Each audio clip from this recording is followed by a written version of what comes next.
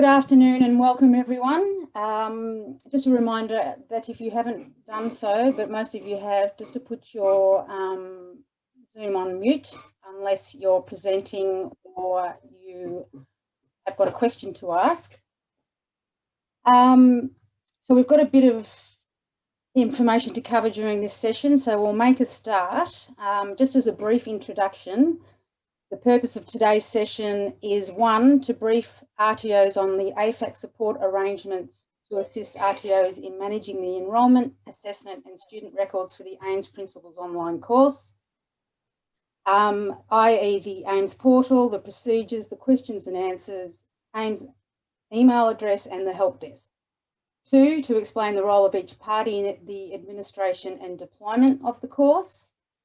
3, to provide an overview of the 4 types of user on Moodle and permissions for each, which is the technical, the administrator, the assessor and the student. And 4, to demonstrate how to A, add, enrol and manage students, B, assess and record results, C, obtain grade reports and D, manage the assessor accounts. So Sandra, I'll hand over to you for item 2, which is the AIIMS portal and supporting documentation and procedure. Okay, what we thought it was really important just to explain a little bit about how we're going to work going forward. And one of the things we're going to set up for RTOs that want to access this course is an AIIMS portal, and we're in the process of doing that. And in the portal, there'll be a whole series of documents that will help an RTO understand and navigate the course. And so we've already produced a number of these documents, which will procedures really that we'll speak to in a moment. But there are 2 major documents. One is the Principles Online onboarding document, which explains how to onboard students. And the other one is around how to, the online support that will be available. And these documents are not static, that they will be refined as we go forward and as we streamline the process and the system. But essentially the online onboarding document just sets out the process and how the AFAC IT team will undertake to set up your organisation as an RTO into the course. And there's a number of steps before you get to that point. And the first step would be you directly request access to the course to Nicola. You say, we want to be registered as an RTO, and then she then sets up the course, the RTO into the course, and she works with the IT team to just get it all up and running, so that when you then go into the system and enrol students, you'll have sufficient understanding so that, or if you have 200 students, you can then manually input that data yourself. So one of the reasons why we have this document and the online support document, which outlines the role of each party in the administration and deployment of the course, is that the IT team will deal mainly with technical issues or technical problems when they arise. But there's a whole lot of steps before we go to the IT team that'll help manage their workflow and help support you. So those are 2 key documents that will sit in the AIIMS portal that you can go in and have a look, but there will be a number of other documents as well in the portal. And some of these are in relation to the demonstration we ran 2 weeks ago where people asked specific questions. And so we've drafted up some procedures around those. I'll just ask individual people on the group for a moment just to explain at a very high level. James has developed a procedure for creating accounts and enrolling students into the course, so that will help your administrator. Amy, do you want to talk about the overrides procedure that you've put together? This was a question while Amy's unmuting. This was a question that came up for those that saw the course. You could see that students can undertake the multiple choice questions 3 times, and sometimes there may be a need to override those assessment reports. Otherwise, the student has to go back out and has to be re-enrolled in the course. So there are some ways that those results can be overridden. It could be because the students made mistakes and accidentally pushed go, and they've had a poor result unnecessarily. So there's an actual procedure around how that works. Are you online, Amy? Yes, yeah, so you're correct. So they get the 3 chances to answer each assessment task for multiple choice. And if they use up those attempts, those 3 attempts, they can no longer finish the assessment task. So they would have to contact their assessor, and the assessor has the ability, and agency admins as well, they do have the ability to go into whichever assessment task it is and add an extra attempt for that that user to reattempt. But I think it's important to note that they are coming to the assessor. They obviously need some help because with the attempts and how it's structured, how the quizzes are structured in this system, to even get 3 attempts wrong, there must be something really wrong with their understanding, because there are a lot of supports in each of the attempts to get them across the line. So if they're coming for an extra attempt, I'd say it would be rare, but they would need extra support. So we've got that ability to do that. And there's a really useful infographic to show how you do it, and that would assist your person at your end to be able to do that where required. But obviously you're going to control that, because you just don't want anyone having access to making those changes. Yeah. The other thing is most RTOs will simply want to enrol their students into this, into the course, but there have been a couple that have asked about an LTI bridge, and we have on a few occasions made that available to a couple of agencies. And one of the reasons, and I'll ask either James or Shresh to speak to this, the LTI bridge is a way an RTO can link its LMS, its learning management system, to the course, and that would then absorb the results from their students' performance into their LMS system. Currently now what happens is students can, administrators can actually record the students that have done well and have passed and completed all their assessment tasks, and then they manually input them into their LMS records system. So do you want to speak about that, James or Suresh? Suresh, do you want to take this one? Sure, James, thanks. Good day, everyone. Hope everyone's doing well. Thanks for joining, and apologies for me for being a couple of minutes late. So Ellie and I, my team and I, we're working on to set up the LTI. We've just changed the domain of old course from training at afat.com.au to training2.afat.com.au, and unfortunately the LTI isn't working properly, but we are working on the course. We are working to get the LTI working, and hopefully we'll share the secret keys as soon as we can. Yeah, and really we're not encouraging everyone to go off and go down that path, but it's for the few agencies that do request it. In most cases, it's worked fairly successfully with RTOs enrolling their own students into the back end and managing their own records. But on those few occasions where there's a request for this, we'll be looking at that, and we'll have a procedure around that. It will require the IT person in the RTO to assist, as well as some support from our IT. So we're trying to minimise the impact on IT unless it's to do with actual technical issues, and some of the process-driven stuff Nicola and I will support with that. There were a number of questions that were asked in our demonstration 2 weeks ago. I've put together a questions and answers page. One of the key questions that was raised was around 80% versus 100%. And so we've done a fair bit of research, provided some advice in relation to that. There were additional other questions. So all that will be included in this AIIMS portal, which we will be setting up in the very near future. And all those documents will go in there.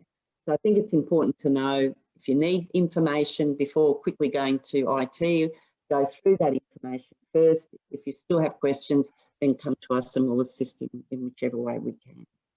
Are there any questions of any of that?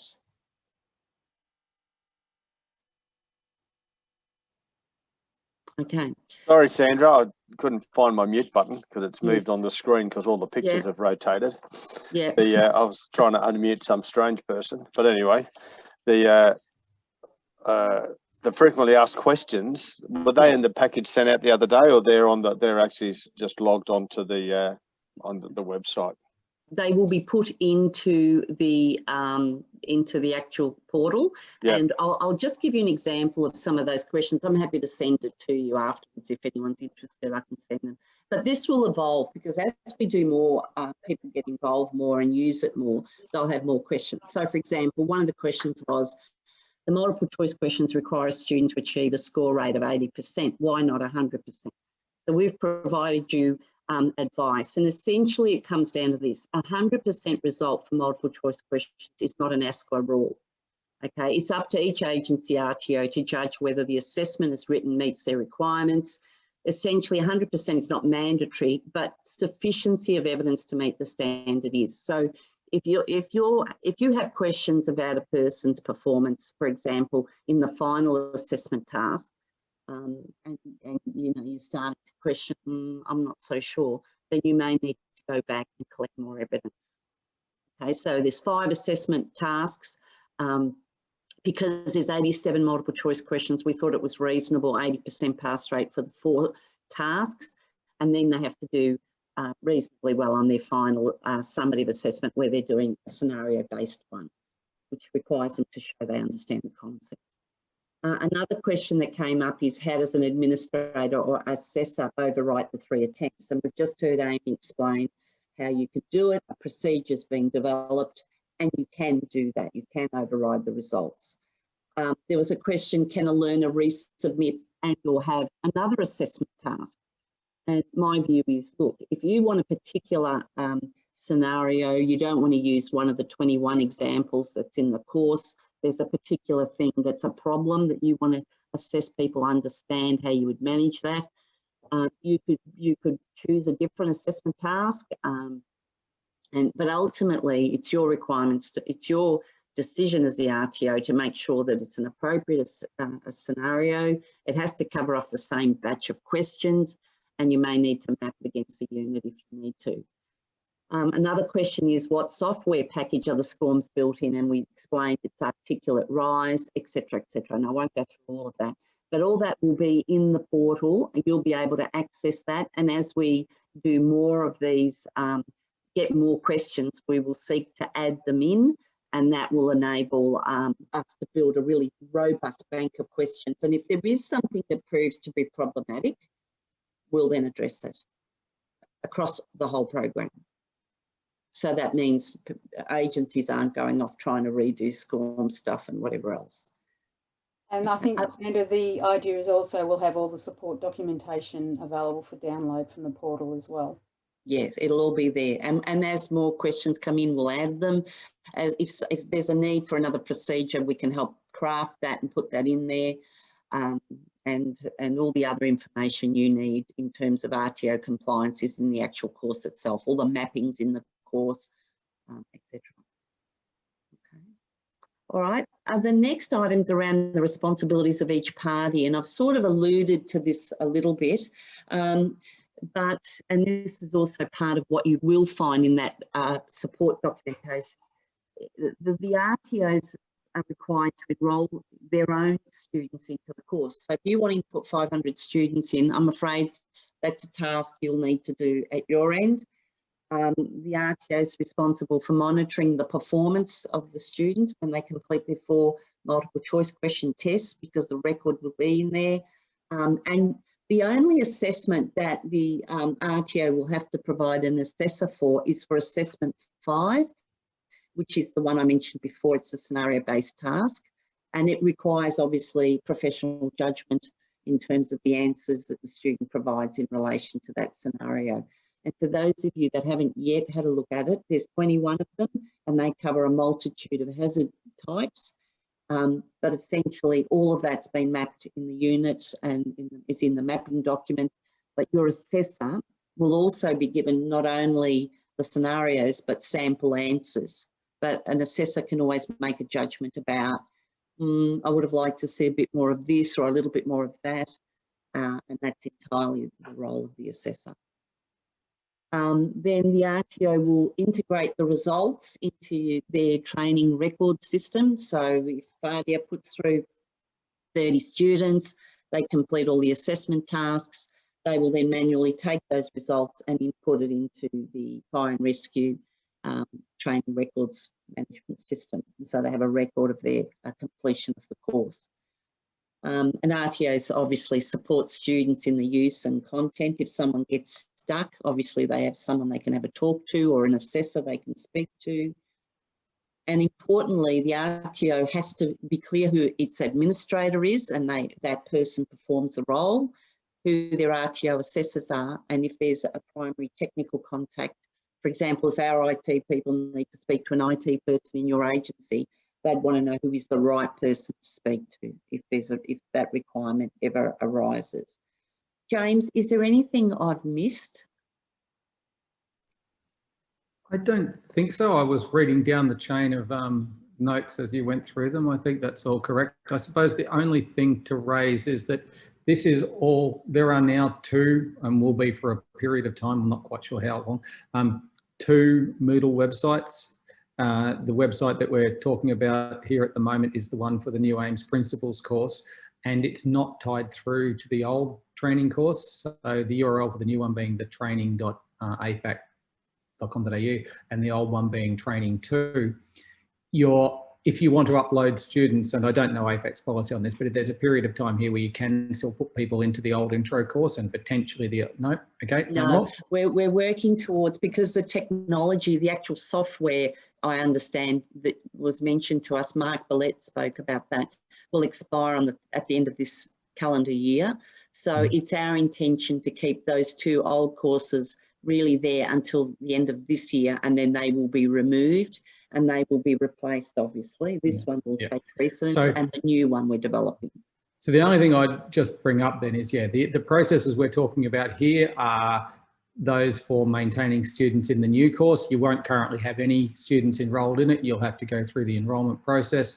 And if you do have any students which are going back through the old one up until, say, the end of December, then you need to be uploading to the old website, and you probably should maintain two separate different files for the different uploads, because the course codes are different on the two different websites. The new site uses AIIMS Principles as the course code. The old site has Intro and AIIMS. So just keep in mind, carefully upload. Ditto for the LTI things. You'll have, obviously, LTI is a per course link. So if you've been using LTI up until now, the LTI links that you have, you've updated the URLs recently, hopefully as per Shreyesh said, you've updated them to training 2, but those LTI links apply to the old course. You'll need to get a new LTI link from Shreyesh and his team to access this new course. So just be aware that there are two sites, I think, is the only thing that you need to be keeping in mind. Thank you. And then AFAC's responsibilities will obviously, the course itself, to develop it and make sure it meets RTO compliance requirements, which it does. And then if an RTO applies, we go through a process to grant approval to be able to deliver this course, and we facilitate the initiation of the RTO's access to the online system. So we've set up, and thank you to the IT team, they've set up an AIIMS email address, which is there, and you can see it's on the screen. It's aimsonline@afac.com.au.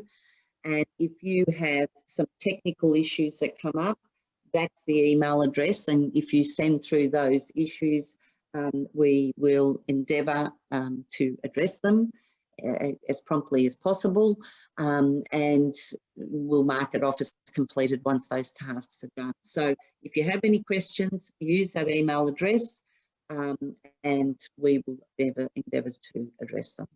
So if there's any issues that arise, for example, if everyone came back to me and said, oh, for God's sake, Sandra, stop being so wussy and make everyone get 100% on the multiple choice questions, well, I'll be talking to Amy, we've got to make it 100% pass rate. I mean, that's just a silly example, but if there's an issue that does come up and it's a content issue, or there's one multiple choice question is causing great confusion, it's our responsibility to address that. That's Nicola and I working with AIIMS.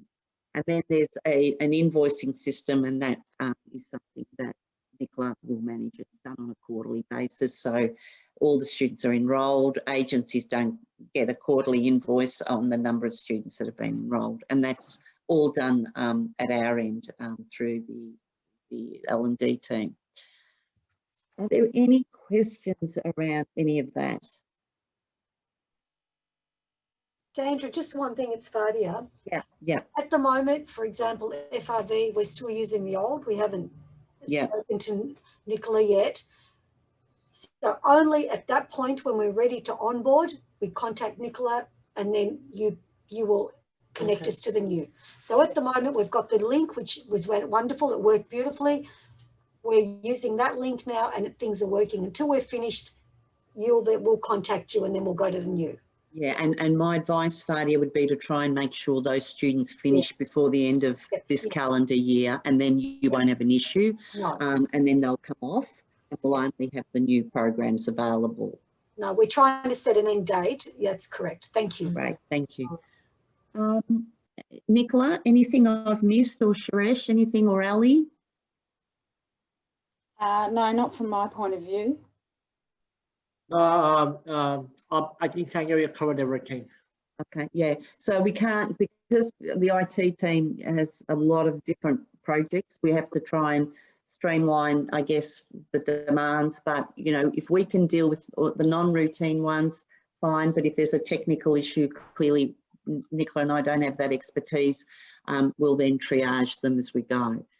So I'm now going to hand over to James, if you can take students, and this is the critical stuff, on how to create the accounts.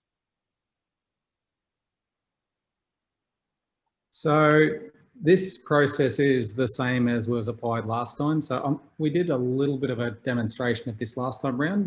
Is everybody here new? Or? No, there's a lot of new people sitting in. These are the people that are going to be doing it, James. Okay, fair enough then. I will just get a screen up here. So where's the share screen button?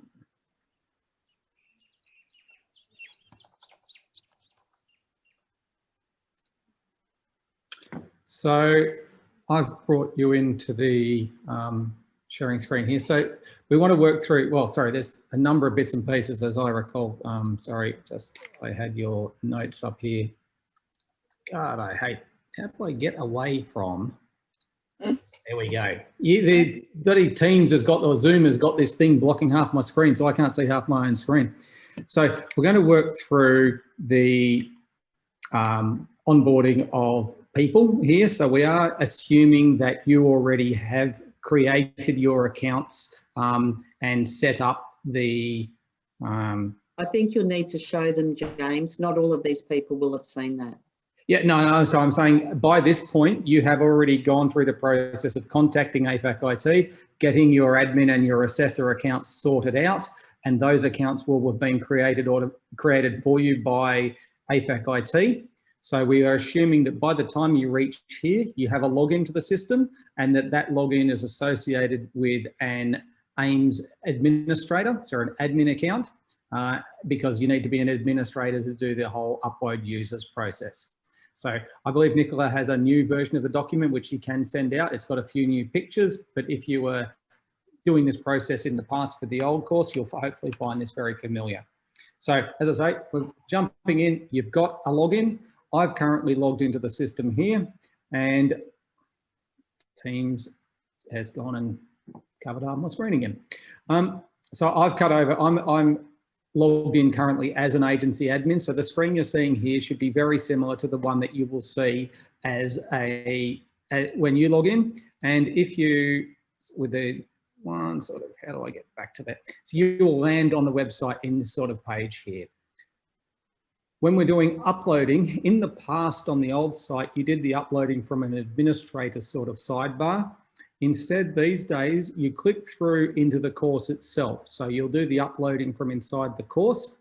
You come from the home page, you click through into AIIMS Principles Online, and then you'll find up the top on the right-hand side, there is an Upload Users button. So you'll come here to start the process. If you're not a If you're a student, you won't be seeing either of these top two areas. Assessors and administrators, I believe, are seeing both. Amy, can you confirm whether assessors are actually seeing this top bit up here? Assessors will not see upload Great. users. Yeah, okay, great, thank you. So if you're an administrator, you'll see this top upload users. If you're an assessor, you'll see the bottom. And also, actually, sorry, administrators will also see the bottom bit. So they'll see all of this. So an administrator can come in here and click the upload users button. This is the same process. At this point, it becomes the same process as you followed in the old course. You're going to need to have created a file which contains the users that you wish to upload. And in that file can be created in Excel, it can be created in Notepad or whatever. It has to conform with the example format that is in the documents that you've been provided in the past. It is the same format as previously, except that right now there's only one course that you can upload to, so you only need to have a course and group 1 column. And the course code is now AIIMS Principles rather than AIIMS or Intro. Inside here, you follow the same process as before. You'll choose your file and click the upload file to choose a file off your disk. And in my case over here, I have a pre-prepared file. You don't need to fill anything else in. You choose that file and you click upload. Having said upload, you'll see it appears in the screen there. And then at that point there, you can now click on the upload users button. All this should be quite familiar to you. And you will be presented with the upload users preview. Can I ask a silly question, James? Can I ask you a silly question? I'm going to ask the silly questions. So, because I've never had to upload anyone. So if I had 100 students, I could do an Excel spreadsheet at my end on the computer. I input everybody who's going to be on the course, and then I just upload the whole database. Yep, that's correct. So it's an Excel spreadsheet containing all of the students that you want to upload and potentially all the students you've uploaded in the past. So we tend to find that it's easiest for people just to keep one file and just keep adding to it over time. Yep. The file will have columns that match the columns that you see here. They'll have a username, a password, first name, last name, city, email, course 1 and group 1. As in the past, you need to specify the username, and it must still be a lowercase set of letters. You can optionally include full stops and ampersands. So you can use email addresses inside here. You can have email addresses as login names. Again, just make sure they're all lowercase. You can also, if you choose to use a format like this, where you perhaps do first name dot surname, we do perhaps suggest that you prefix it with your agency code, just in case you run into somebody else having already grabbed that username. This is because the usernames are shared across all users on the site. That's not just your students, it's every other student as well. So you need to specify a username. You can optionally specify a password, but we suggest that you don't. If you don't, then the system will generate one for the student and will send it to their email address, which is the one you have provided over here. You must specify the first name and last name of the student, and you can optionally specify what we call a city column. If you put a value into there, it's really mainly for the purposes of invoicing or separating your students up into different groups. When you're uploading, you will be specifying your agency code, so we'll know that your code or your student is aligned with your particular agency. But if you want to break them up further so that you've got, for example, the Northeast or the Central group or whoever they are, you can put a value into the city to use that to be set to separate out your user base. It's optional, not necessary, but some agencies use it. It would be helpful if their budget is being covered, like if they've put 10 people through Region North or whatever, then they might be taking the budget from Region North for that course. Yes, and it's so by putting that in there, when Nicola re-invoices you, she will include that information. Potentially you can then separate out your invoice and have it paid by the appropriate part of your agency. Yeah. In the email address column, obviously an email, and in the course 1 column, this is where we have a new value. In the past, you will have put either AIIMS or intro in this column. Now you must put AIIMS principles. This, of course, identifies the course that you're uploading for, which is the course on the new website. And the final column will be the group 1 column. It contains the code that is specific to your agency. If you don't get this right, then you will find that you don't get to actually see any of your students. So you need to get it right. One danger is that often those codes have a number in them, so be a little bit careful if you start copying or using Excel's features to sort of select a row and then drag it down over multiple rows. Sometimes Excel will take your code, which might be ABC-11, and it'll call it ABC-12-13-14 on each of the subsequent rows. So just be careful when you specify the agency code.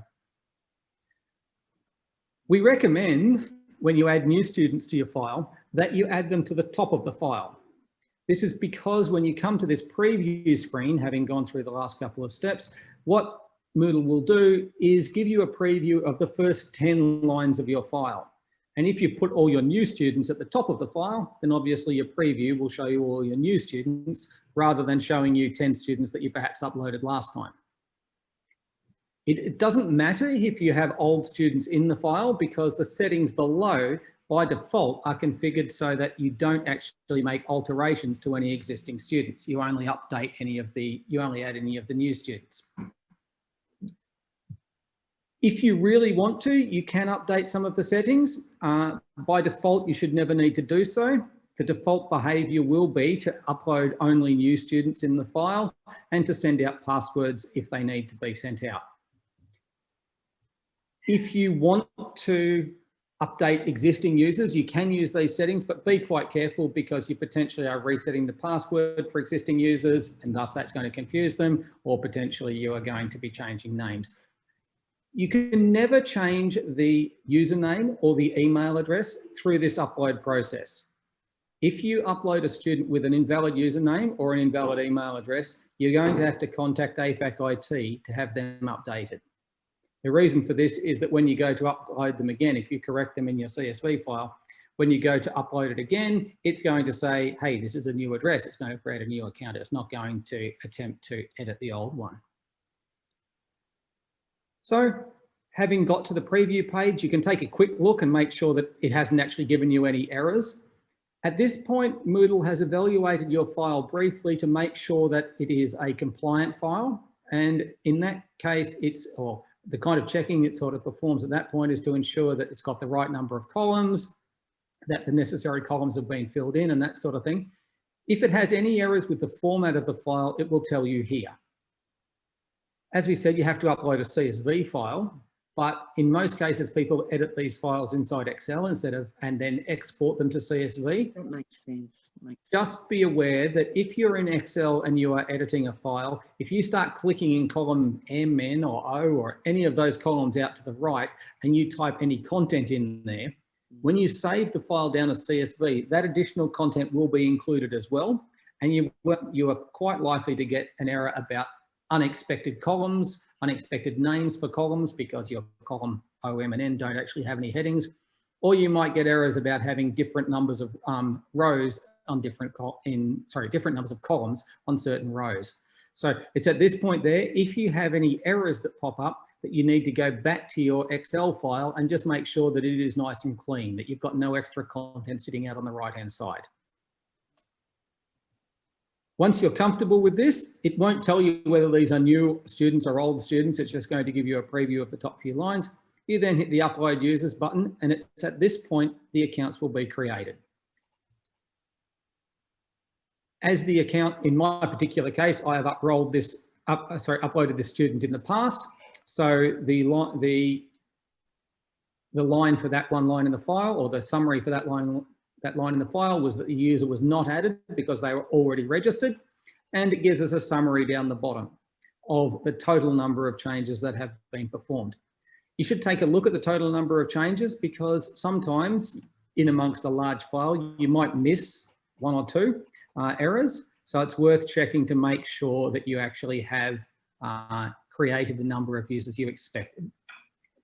If you haven't included passwords in the file, then you will find that the status will say something like it has enrolled the student and it has sent them an email. A password has been generated and that's been emailed to them. That email might take a few minutes to reach them. So give them a little bit of time, but it will get to them and then they will be provided with their username, a link to the website and a password.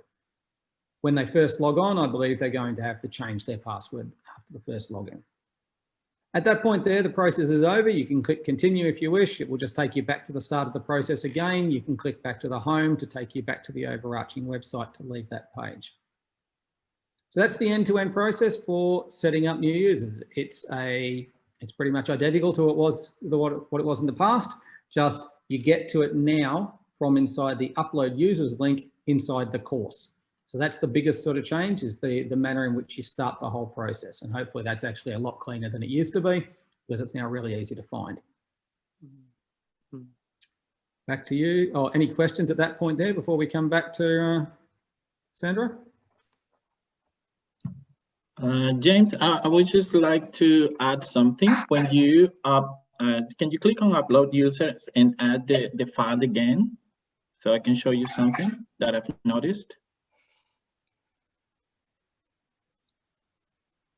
When you upload users now, so when you see the preview, you can see that the username is converted like as a link. That it's an indication that that username is already taken. Yes, you're right. So I just wanted to add that. Yeah, yeah, so that's useful if it happens that in the top 10 people.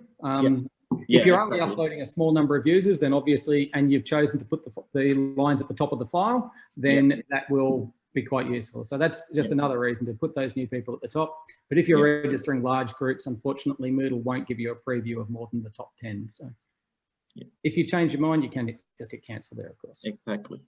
Okay, thank you.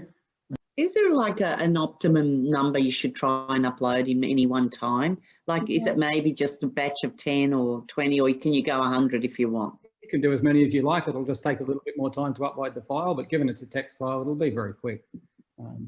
Yeah, I would upload in whatever group sizes you've been doing at the moment. I know that, for example, I think NFB, they upload in groups that match the people they're going to put through the course in a particular session. Other people maybe just upload one at a time. I don't know. Okay, I'm really keen for people on this call to ask any questions that they have of the process, particularly those that have not done this before.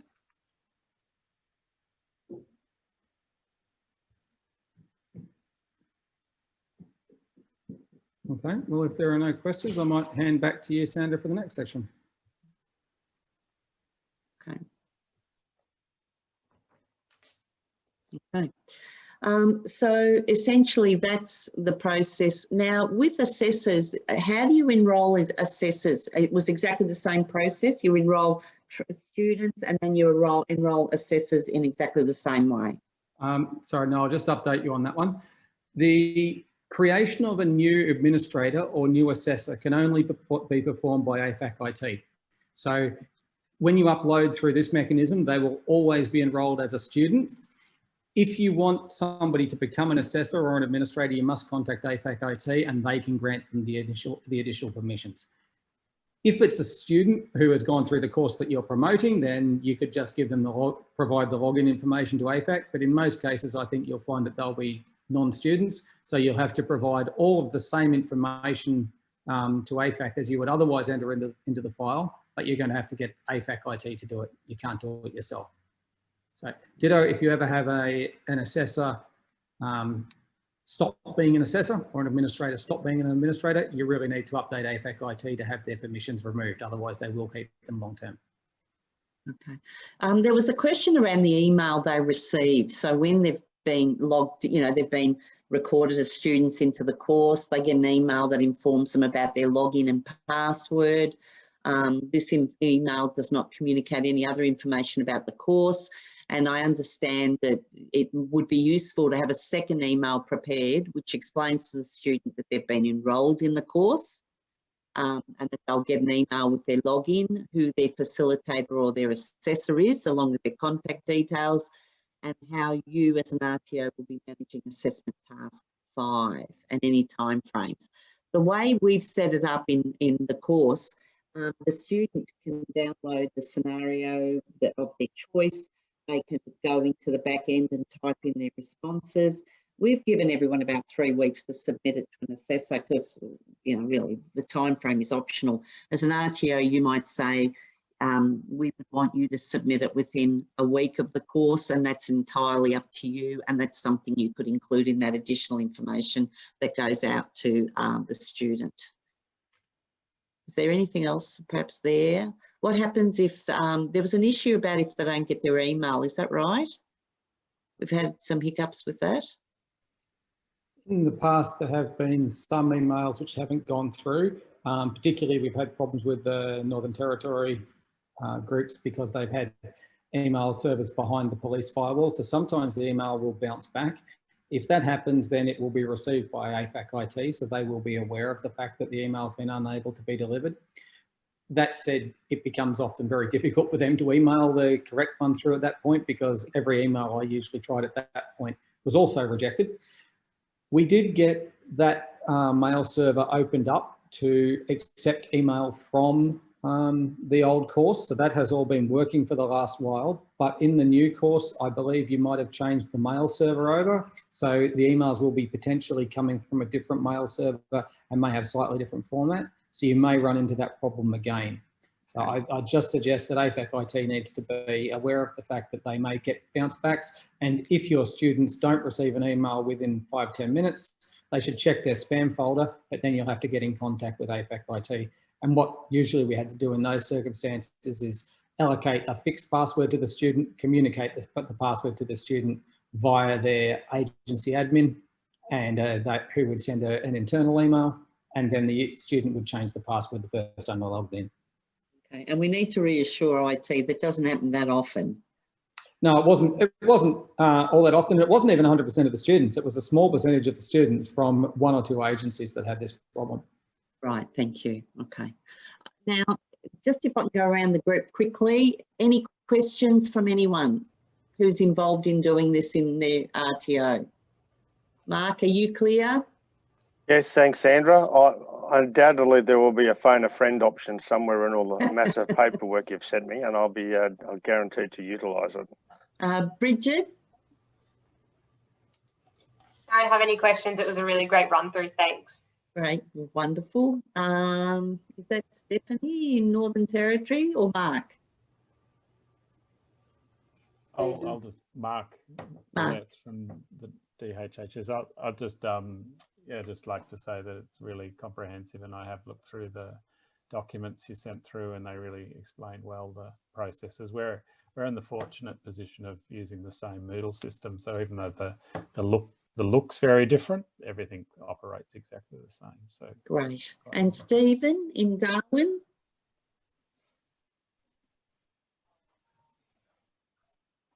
You're cool, Stephen?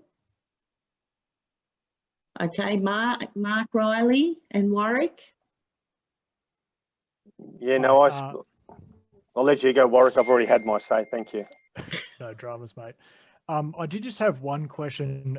It was a really informative run through of the program, but I was just wondering, when you spoke about, so we haven't integrated this yet in Disaster Relief Australia, so this is all new information, but when you mentioned that for question 5, that it's a scenario-based assessment, and if people didn't answer to our satisfaction, I suppose, for want of a better term, would the feedback to them be through the LMS, or would we need to circumvent that and send the feedback through email or some other mechanism? The feedback, it would go from the assessor directly to the student, and then the record of performance goes in the back end. Okay, so if it's satisfactory or not satisfactory, that would be incorporated. But the way we've designed the Assessor's Guide to Assessment, there's the 21 scenarios in there. In every single one, the same questions apply, because they've got to apply the concepts of, developing an incident objective, developing an IAP, developing an incident management structure. Then all those, there are answers and sample answers. But again, you may want to look for something a little bit different. That may be something you're looking for. And you may have a conversation with the student, but at the end of the day, it's your call. You bring your professional assessment judgment to that decision. Excellent. Thanks very much, Sandra. Rachel and Fadia, I'm going to jump around a bit here. And Fadia, I'll start with you. All good? All good. It's very similar to previous, so thank you so much. That was really good. Thank you. And I think I've asked Rachel. Have I asked you, Rachel? Well, you did, but I didn't respond because you kept on moving, but that's okay. Oh, that would be right. Yeah, no, I was just asked by Mark to come along and have a look and see whether or not this is something that we want to, you know, try out. So it was really good to sit through that. So thank you. That was a really clear explanation. I think it looks like a really user-friendly system. So good work. Thank you, Rachel. And sorry I bounced around. This is like meeting 5 in the end of the day. Yeah, that's all good. Thank you. Jana? Yeah, that was great. Thank you. And I think it'll be straightforward like the one before. So it'd be great. Thank you. And Phil, have I missed you, Phil? Okay. Yeah, sorry about that. Trying to find the mute button. No, it was a very comprehensive walkthrough from my end. And looking at it, it looks very similar to the Moodle and the LMS that we're currently using at the moment. So for us, it should be straightforward, hopefully, going forward. Great, thank you. So given that, I'll now move on to the next item, which is the permissions on Moodle and the importance of having some, you know, procedures around who can access what. Now, Amy, will I hand over to you, or Suresh and Ali? This is around the course administrators, trainers and assessors into the system. I can quickly just say, because James did kind of cover off a little bit there, and regarding the assessors and the admin roles. So AFAC IT create those for you, so you won't accidentally put students into those roles, which is a good thing.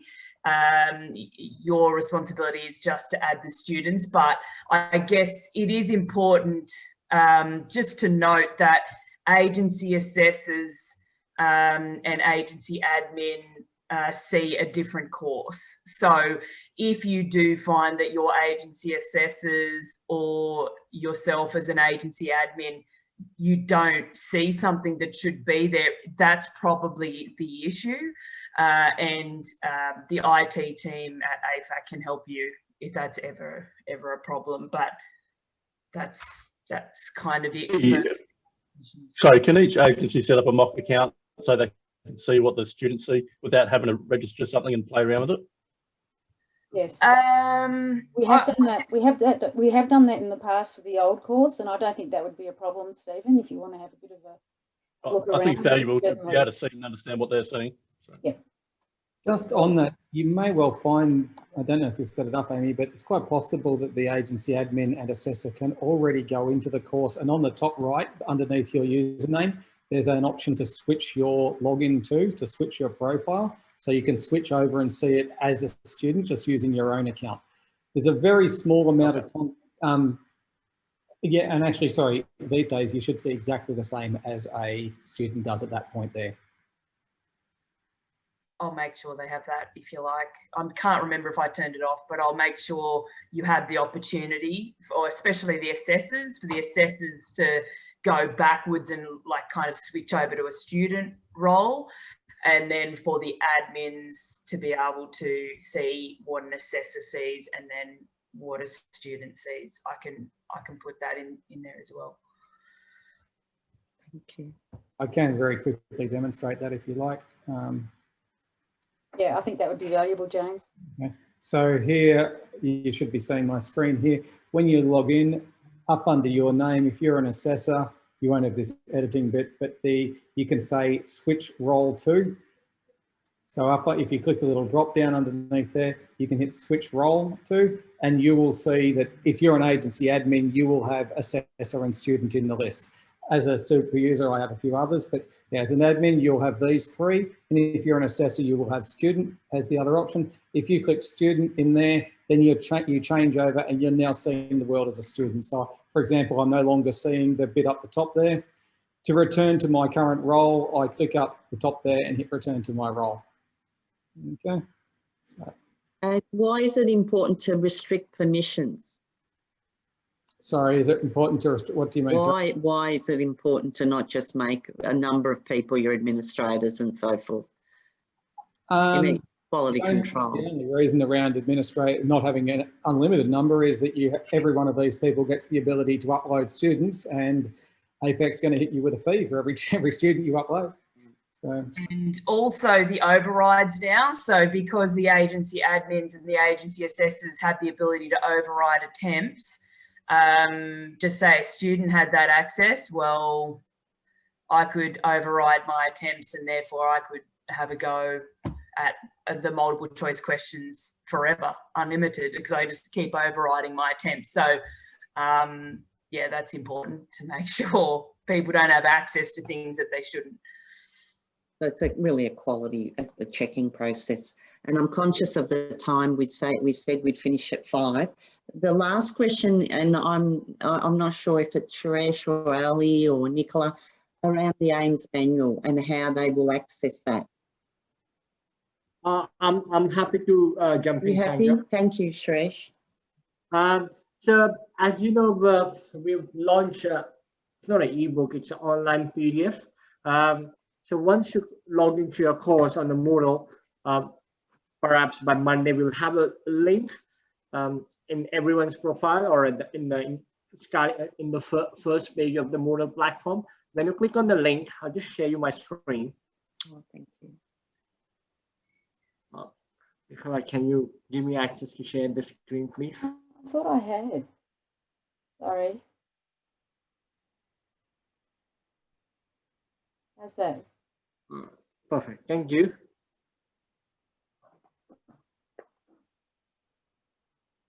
So once people click on the link, this forms appear. They just have to fill in their information. I'm just putting my information.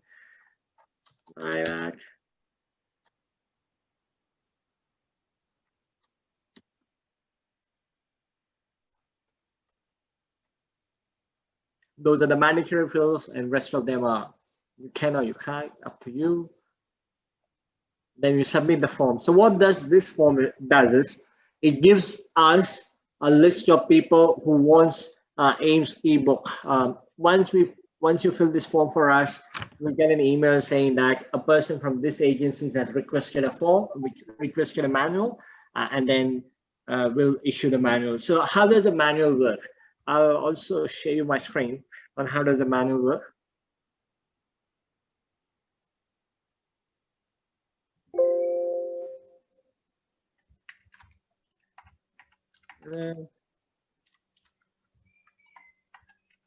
My internet is really slow today for some reason.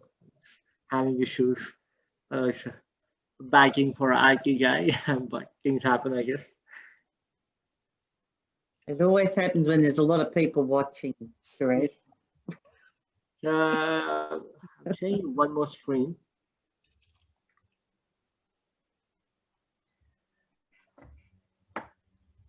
Another thing, while Suresh is doing this, getting this ready, we're videoing or keeping records of these meetings so that we'll put them into the portal. If you need to go back and refresh your understanding of what we said today, you'll be able to just go in and have a listen. So that is intended to assist as much as possible. Sorry, Suresh. No, thanks, Sandra. So once you fill in the form, we get a notification. I'm just using Mark Beleg's name as an example. So once Mark fills the form, he sends a form, we'll get a notification like Mark Beleg from DHHS has requested for AIIMS manual. So one of us will then send Mark Beleg an email with a link on how to access AIIMS manual online. So Mark Beleg will get a link with instructions. How could he access the online AIIMS book? So there's just a little Adobe Digital Edition. You have to install it. It's pretty straightforward. You have it in all the instructions in your email. Once you download it, you could access this document. This document cannot be printed. So this is just a sample document for now. By Monday, we'll roll out the real live documents on the production. You can't copy it. You can't download it on your computer. And there's a set of instructions for you if you want to open this document on multiple devices. You have to create an account with Adobe. Otherwise, you don't have to create an account with Adobe. The link only allows you to download a document on one particular computer. We'll have all the set of information on our portal on instructions and how to download and access this document. And you have fairly different options as well. If you want to zoom in, there's an option to zoom in, and there's a library option. If you have multiple documents of AIIMS, you could do that. So it's really fairly simple. That's great. Thank you, Suresh. That's really good. No worries. Any other questions people want to ask? Can I just ask, it's Fadi here, can I just ask, you might have gone over it, downloading student results is exactly how it used to be. Would that be right? When you want, do you print out the results and all that you can do that? I'm just reading through the instructions. Is that the same? It's like you've got provision as an assessor or an admin person to go and check where they're at. Can you print the results? Do you want me to demonstrate that one quickly? Do you mind quickly, if that's okay, James? Yeah, finding my share screen thing again. Something to find.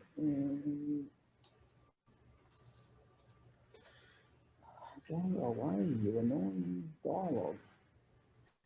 Sorry, I can't actually see mine. There we go, of course. Right.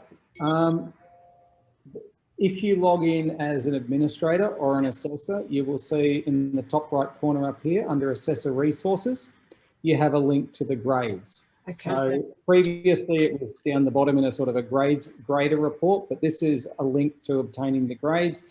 Once clicked, it takes you through to exactly the same screen as you saw before. Okay. This is where you can edit them. This is where you can download it. In your case, you won't be able to choose the group. It will be locked to your particular group. And then you can just export this in the same fashion as you could before. So the only change is that the link is made a little bit easier to find. It's inside the Assessor Resources underneath all of the other guides and whatnot behind this grades link. Oh, good. Thank you. That's great. I guess really now we've come to the end of the time. I'm just conscious to try and stick to the time we've set. This is an opportunity for any questions to Ali or Suresh or James or Nicola or myself or Amy or to each other about it. If we can just give a couple of extra minutes if there are any quick questions. Quickly, Sandra, Mark here. Just wondering how the course would work with the app, so the AIIMS app rather. Oh, wow. The AIIMS app. Do you mean do you mean the Aid Memoir app? Yeah. Could you use that as content? We don't specifically reference it in the course, but the roles, the functional roles should be fairly consistent. There have been some more refinements to AIIMS since the app was finalised, but pretty much most of the activity is fairly consistent. So you would just continue to use it, but we don't reference it in the actual course. But I can say, having done those multiple freaking questions at least 500 times, that you can do them all on your iPhone at 10 o'clock at night, and it's very clear and easy to follow. So the whole lot can work really well on your iPhone, by the way, because that's where I've done most of my reading and checking stuff at night. That include a glass of wine? Or... that includes a signal for a headache, usually. But yeah, it works really nice on all different tablets. It's really what I'm saying. Okay, any final questions of the team? In general, we're all comfortable? Yes. All comfortable. All good. All comfortable? Sandra, I just wanted to make a point in that as soon as an agency or an RTO puts a request through for a new account to be set up for the new course, we'll be updating the schedule as part of the license agreement, because we'll actually be including the online and the costings into the new schedule. So they'll be sent out as we're rolling out the onboarding of the new course to the different RTOs. So that's have we got, can I just follow on from you just quickly, Nicola, and ask, are there people intending to enrol students in the next week or two?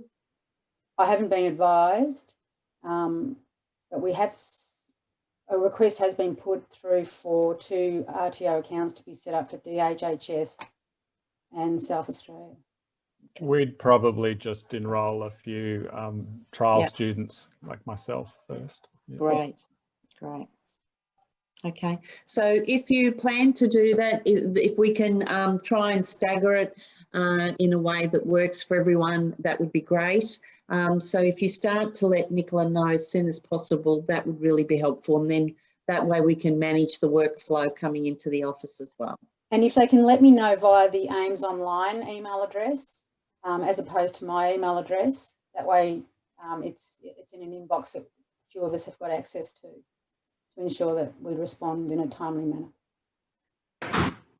Yes, I just posted that link into the chat. It's also worth noting for all support, all technical support, that is the new updated email address. So yes, rather than the help desk at stock software address, if we can use the AIIMS online and APAC address. Okay. Okay, last round of questions. Okay, well, if you're happy, Nicola, perhaps we can conclude. Yeah. Yep. We'll conclude here. Thank you, everyone. And yes, if you do have any queries once you get off the phone or off the Zoom, AIIMS online at AFAC, and we're there to respond. Thanks very much, everybody. And good luck. Thank you. Thank you all. Thank you. Bye-bye.